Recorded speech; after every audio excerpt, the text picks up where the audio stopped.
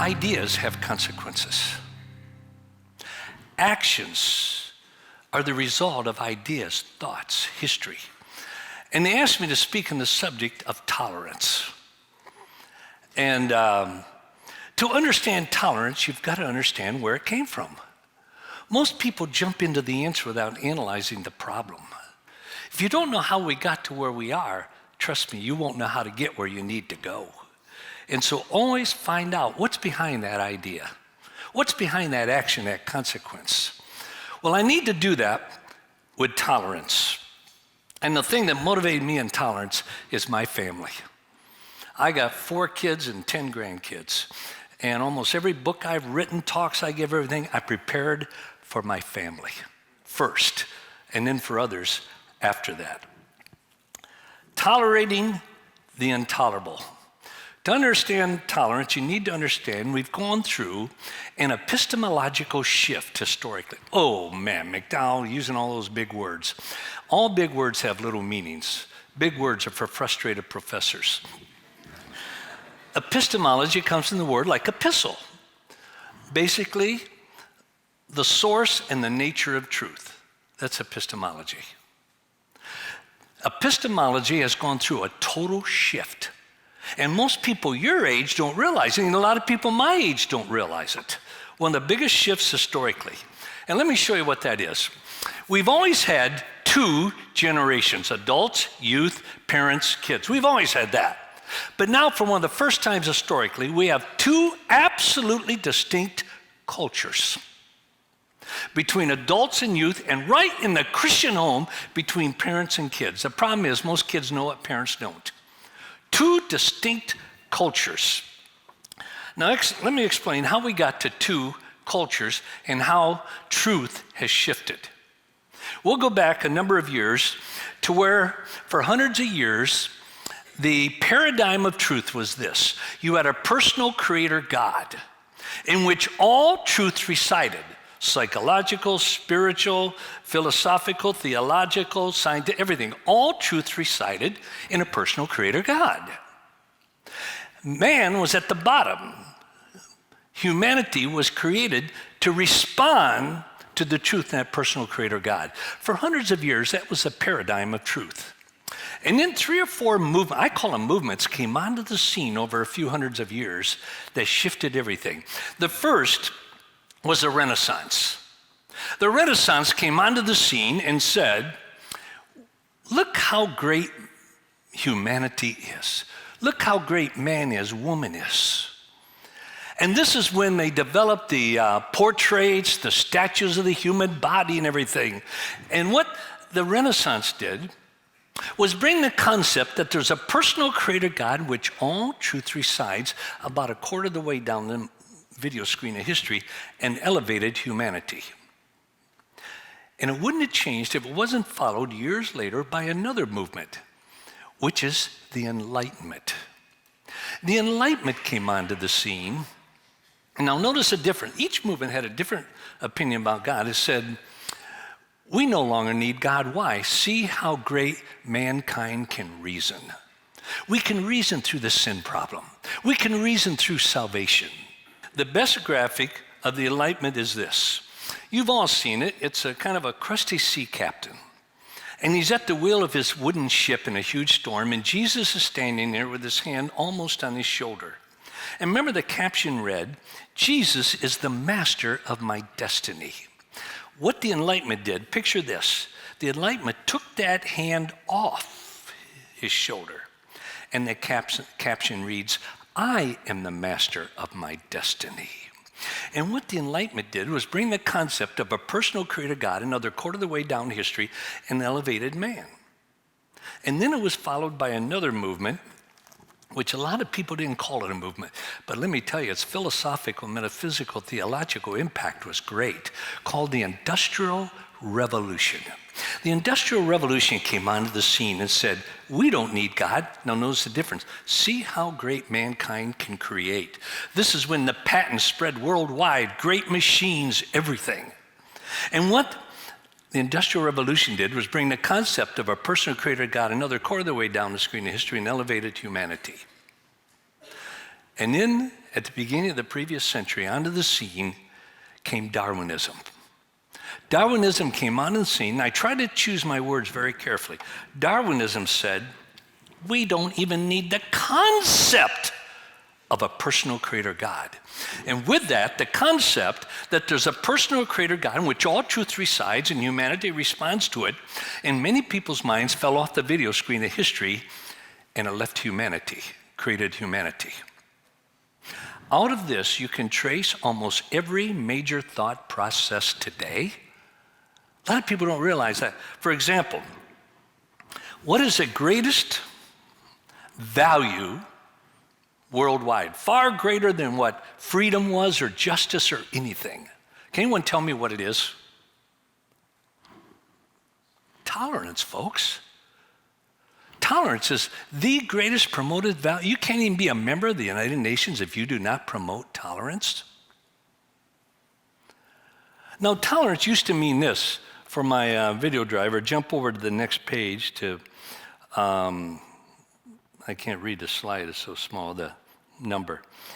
Tolerance used to be this: to recognize and respect others' beliefs or practices without sharing them. To bear or put up with someone or something not especially liked. That was tolerance. That's how most people think tolerance is. But I had to write 2 books, and this first one was called The New Tolerance because Christians weren't getting it. Tolerance no longer means that, folks.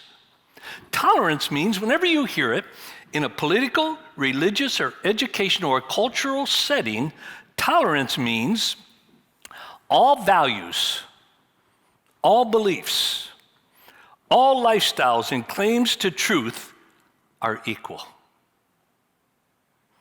Let me repeat that. Tolerance now teaches, if you tell somebody to be tolerant, then they need to believe that all values, all beliefs, all lifestyles, and all claims to truth are equal. There is no difference. See, how do you get to that? Well, you go back to the slide of created humanity. You go back, oh, there, I got one there. Go back to created humanity before this one. If a personal created God fell off the video screen of history, it leaves created humanity. How can one person say to another person, your beliefs, your lifestyle, your values are not as good as mine? Where's your external reference point? There is none. That's your belief, that's your opinion, that's your feeling. Out of this came tolerance. The new tolerance, non-judgmental, believes this. Tolerance, the doctrine in vogue, is that now get this, opinions are equal. Not just values and beliefs, but even your opinions are equal. Each one has its point, and each one should be respected.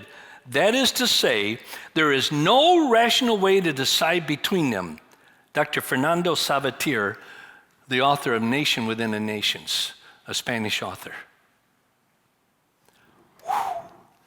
Most people don't get that. The Random House Unabridged Dictionary puts it this way: tolerance is a permissive attitude towards opinions and practices that differ from one's own.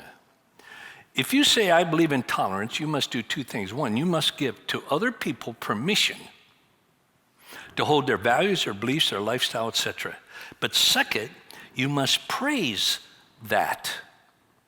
You see, if you don't praise somebody else's values, beliefs, lifestyle, and claims to truth as equal to your own, then you're intolerant, or you're better labeled a bigot today.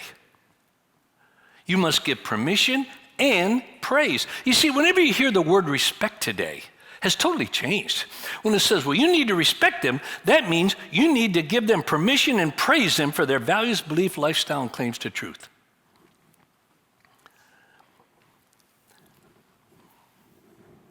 R.M. Hare, the British philosopher, put it this way: tolerance is a readiness to respect or praise, see, respect and praise go together, other people's ideas as if they were his own. Harold O.J. Brown, tremendous Christian scholar, he described tolerance this way. He nailed it. He said tolerance today is that all convictions about values are of equal validity, which says, in effect, that no convictions about values have validity. You know what I concluded from that? If you have any convictions except about tolerance, you're a bigot. You're intolerant. You can't have convictions and be tolerant. Now listen to this. The Scholastic's Children's Dictionary. Tolerance, the willingness to respect or accept the customs, beliefs, or opinions of others. Whoa. That is saying no belief, whether you have the belief, I believe it's okay to rape children. Or I believe it's okay to have sex with your wife. Both are equal. And who are you to criticize somebody? Because if you do, you're saying your values are better than their values, and that makes you a bigot and intolerant and anti-cultural. Out of this came the second greatest value in the world, multiculturalism. Now, multiculturalism has absolutely nothing to do with the color of your skin, your ethnic background, whatever. Some Christians can't. Well, multicultural has to do with racism. It has nothing to do with that, philosophically. Multiculturalism is tolerance applied to culture, meaning that all cultural beliefs, values, claims to truth, all cultural lifestyles are what? Equal. And if you say they're not, you're anti-multicultural.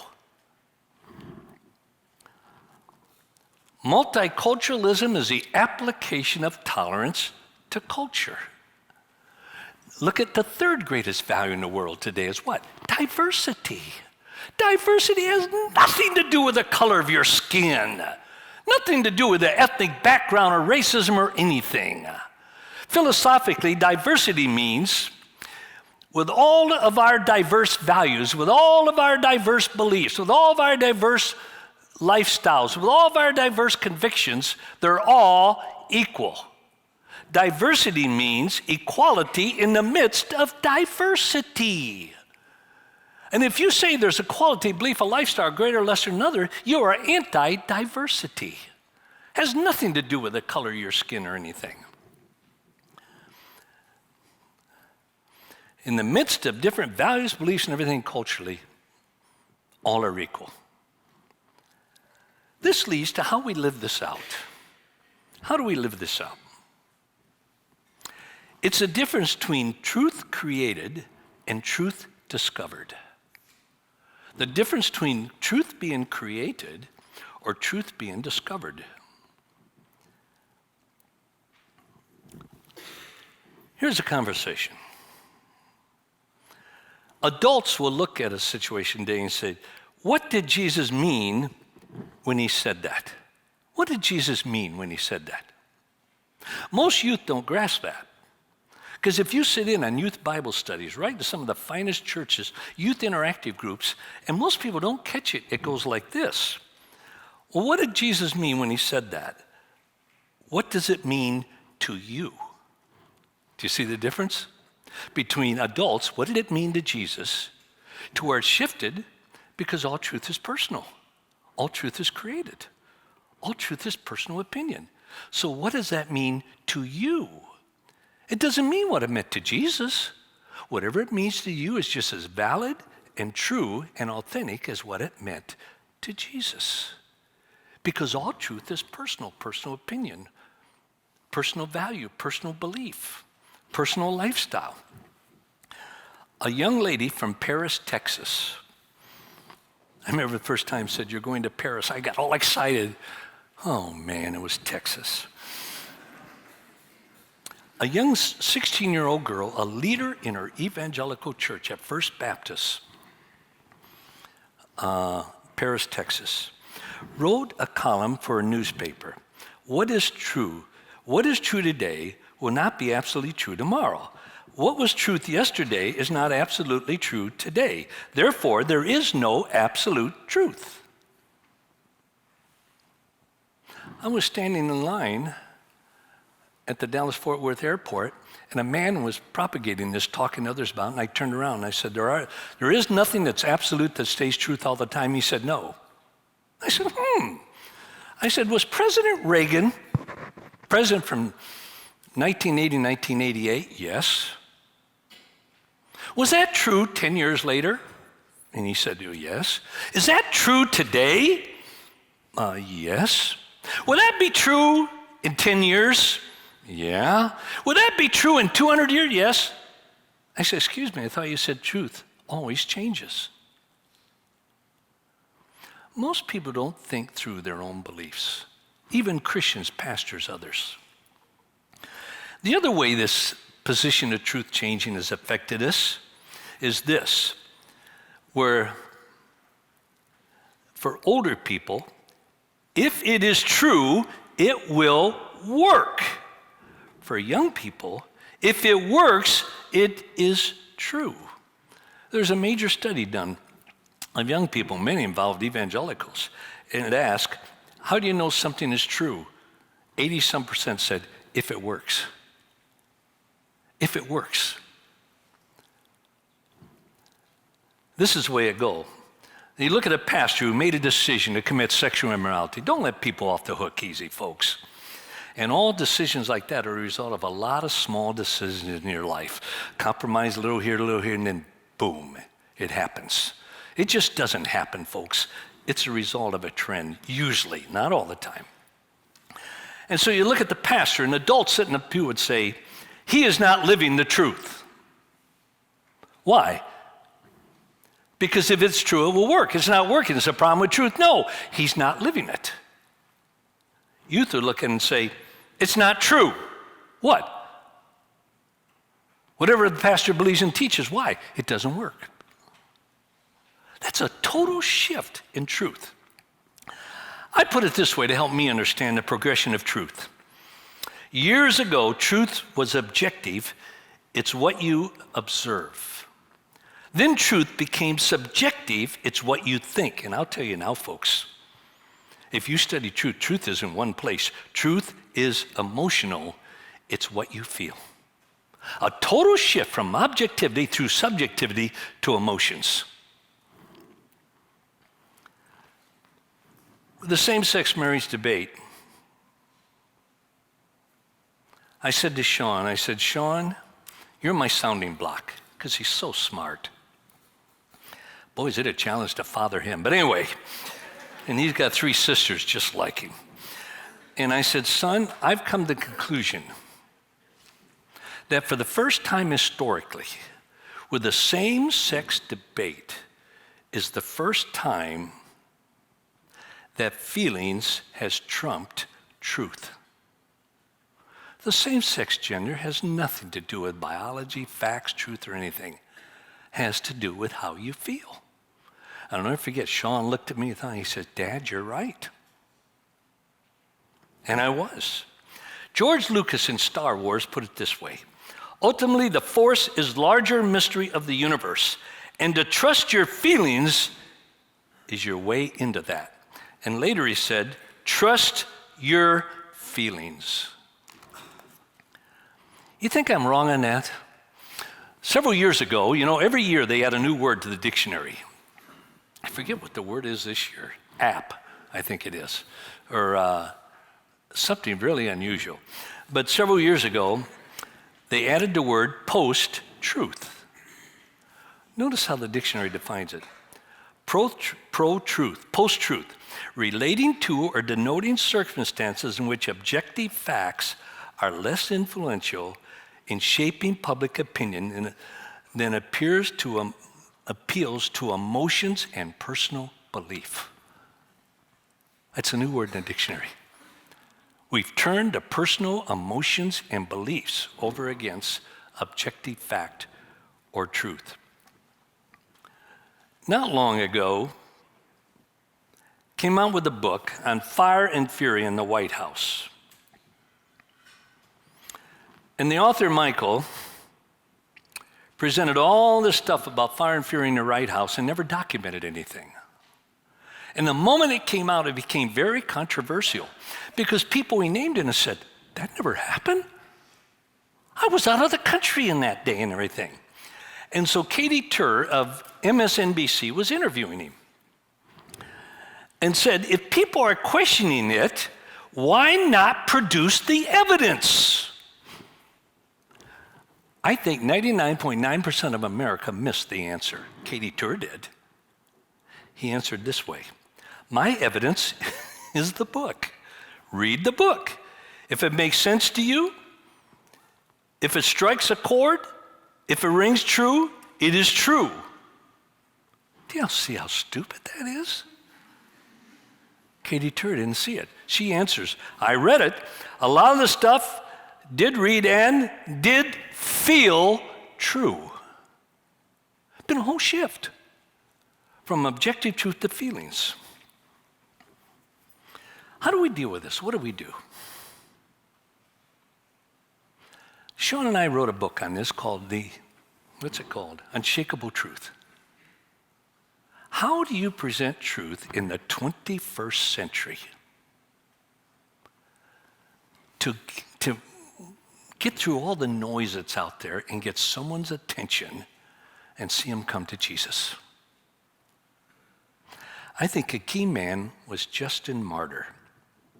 In AD 100, there were about 25,000 believers in the whole world.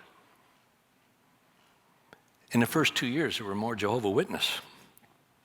In AD 130, Justin Martyr said, the first century church has failed. It's kind of like what Bill Hybels came out and said a number of years ago. He knew something was wrong in the church, and he hired a group to come in and do a scientific analysis of the church. And he had to go public because it didn't take long for the results to get out. And it showed that at Willow Creek, they had failed. Bill Hybels came out and said 30 years of a teaching model, and everyone all over the world would follow his or Saddleback's model. Said 30 years of our teaching model has failed because they never did two things. We never produced true followers of Jesus after 30 years. And Hybels said, we never created a generation that's passed their faith on to the next generation. That's the number one failure in every culture in the world right now. We have not created a generation that's passing their faith on to their children. And Justin Martyr came on the scene and said, we failed. Yeah, I bet you never heard anyone said the first century church failed. Because everybody goes back to the first century church to build their theology, to build their activism, everything. I'd rather go back to the Council of Nicaea. But anyway, in about AD 130, Justin Martyr said we failed. He uttered 3 words that changed the course of the church. He said, believing, belonging, behaving. Believing, then belonging, and then behaving. It changed the church. Because a part of that teaching, he said this. And what it did, it took the church by AD 310 to 20 plus million people by the Council of Nicaea. He said, if you're going to make an impact, Justin Martyr said, you need to teach 12 truths. I thought, come on, maybe 4 or 5 absolute necessary truths. So I got the list right, and I couldn't take away one of them.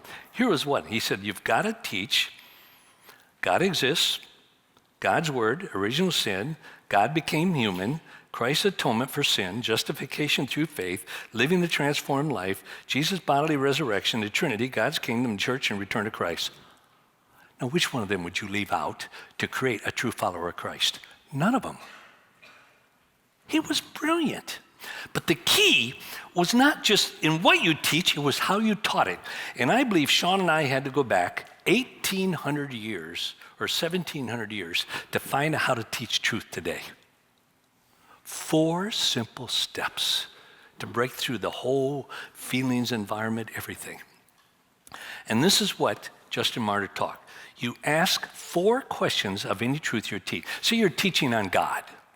Everybody say, well, God is holy, God is righteous. The first question is, what do you need to know about that subject? In other words, to become a true follower of Christ. What do you need to know about God? Well, Justin Martyr said the first thing you need to know is what's the first thing God revealed about himself? Not that he was holy or just, he was a creator. In the beginning, God created. He said that shows significance and meaning. So the first thing you do with any of these truths, anything you ask, what do you need? What does my people need to know about that truth to become a true follower of Christ? Second, I love this one. This goes back 1,800 years. How do you know it's true? Okay, God's a creator, guys. How do you know that's true? Apologetics. Apologetics. But the third question, to me, is the clincher. The third question takes brilliance to come up with this, and it's so simple. First question, what do you need to know about that subject to become a true follower? Second, how do you know it's true? How do you know Christ is raised from the dead? How do you know the Bible's true? How do you know Jesus is Son of God? How do you know miracles happen? See, most pastors even cannot explain that in clarity. And boy, and today with the internet, you better be able to explain those things in clarity, folks, or you will miss it. The third one is brilliant. So what? Geez, I love that. That's the most apropos question for the 21st century. So what? Okay, He's a creator God, so it's true. So what? How does that apply to me? Wow. How many ever ask that question when they're preaching or teaching? So what? So Jesus raised it. Oh, it's beautiful and all the facts and everything to do. But so what? Whew. How does it relate to me? 63% of young adults said they would attend a church if that church presented truth in an understandable way that relates to my life now. They did a study. Why are so many leaving the church, especially millennials and younger? And they concluded two things. One, truth is not presented in the way they understand it. And second, it's not relevant to my life. This is the first time in all my years of research that the reason someone did something to leave are the same two reasons that would bring them back. Truth and relevancy. Boy, that ought to speak to every one of you. And you better learn in your seminary education what truth is and how is it relevant to people's lives. How's it relevant to your own life?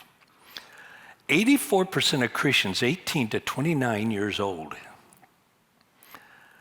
admit they have no idea. This is the greatest indictment on the church.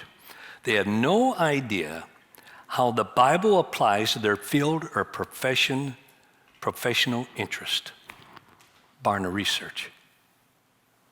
It's hard to me that 84% don't even know how their faith even relates to their work. What have we been doing? It's very simple. We're not answering the question. So what? And then the fourth one brings it home. What do you need to know about that subject?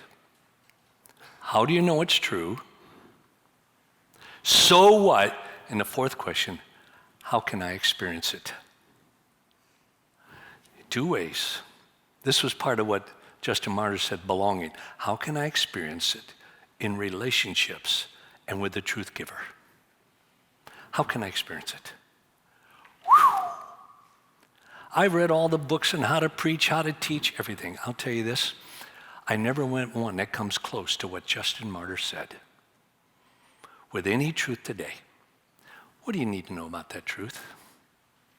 Second, how in the world do you even know it's true? Third, so what? And fourth, how can I experience it? How can you experience it? Folks, in teaching the Word of God today in the 21st century, I believe those 4 steps are the most significant steps in teaching truth today. And I've done it all over the world, from diapers to older people with diapers. Boy, diapers really span it, don't they? But that's the way I found in teaching truth. What do you need to know? How do you know it's true? So what? How can I experience it? Discover who you're called to be at Biola University, a leading Christ-centered university in Los Angeles, with programs on campus and online. Subscribe for more of our videos and learn more at biola.edu.